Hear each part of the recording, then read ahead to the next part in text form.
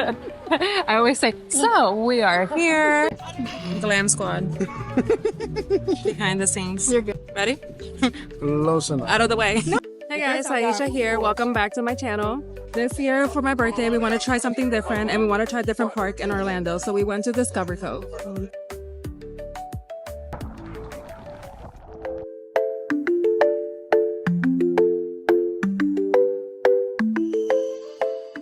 Discovery Cove is a part of SeaWorld and is an all-inclusive resort park. We'll go over everything that's included, and at the end of this video, we'll share how much we paid and if we think it was worth it. The check-in process was pretty easy, no hassle there. The idea is at this point so that we don't have to show ID whenever we want to order a drink. They give us these personalized badges that we use throughout the day.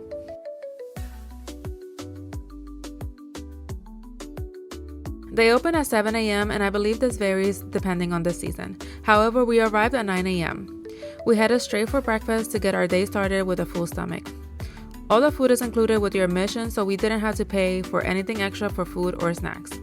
It was given school cafeteria / hospital food, although my breakfast potatoes were on point.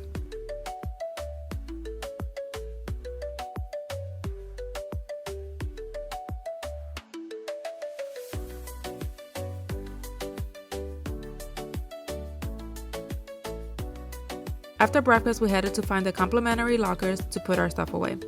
They have the option of getting into these wetsuits or vests, which helps you keep warm. We didn't do anything that required them, so we opted out of it. Our first activity of the day was the lazy river. We grabbed our flotation device and headed towards the water. Thank God this water was heated because it was a cloudy and windy day and it was not the warmest day in Florida. When I say heated, the water temperature was around 85 degrees or so, not super warm. We spent some time in the lazy river, and after a little while we decided to get out and find out what else there was to do. This is when we found out that not everything is included in this all-inclusive resort. The only other water activity that is included with this package was the water reef, where you can swim with some of the sea creatures like stingrays and different fishes. This water was extremely cold, and we only got in up to our knees before we ran away. Keep in mind, if you want to swim in the reef or even just to get in, a vest is required and they won't allow you to get in without one. The wetsuit would have been useful here.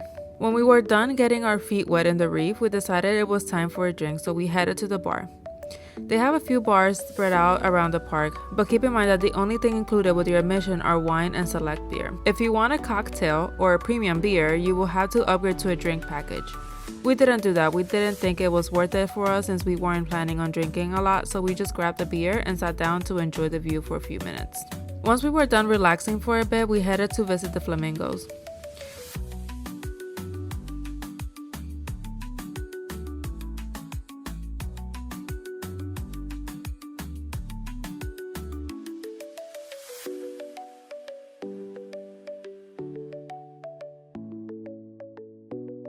We walked around to see what else is there to do in this park, and they had other activities that are not included with your admission, and you have to pay separately in order to do them.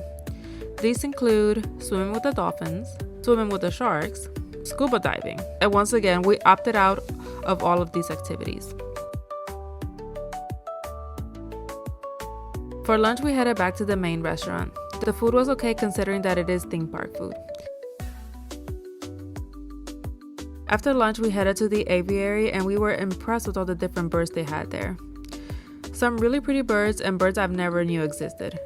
Pretty cool. And they give us this guide to tell us all the different kinds of birds you can spot while in the aviary.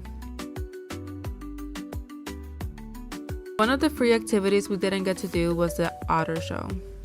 Every time we tried, they were closed, so we just looked at the otters from behind an observation window. They're so cute and funny. Discovery Cove is beautiful and it has so many different tropical plants throughout the park, which I loved seeing. We spent about 6 hours there that day and the sun never came out for us. But the moment we got in our car to leave, the sun came out. Of course. So here is our final thoughts and how much we paid.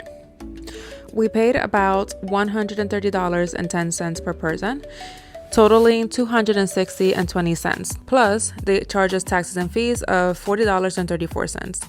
So overall, the price totaled to $354. The regular price varies depending on the season. However, this was what we paid with our discount from tickets at work. Do we think it's worth it? Well, That's really a personal choice, and we can't really tell you if it will be worth it for you. If you enjoy a calm and relaxing park, no thrills and no water slides, swimming with different sea creatures, then this park is for you. For us, we prefer the thrills, and since not everything is included with the price we paid, we were a little disappointed and the weather did not help. Would we go back?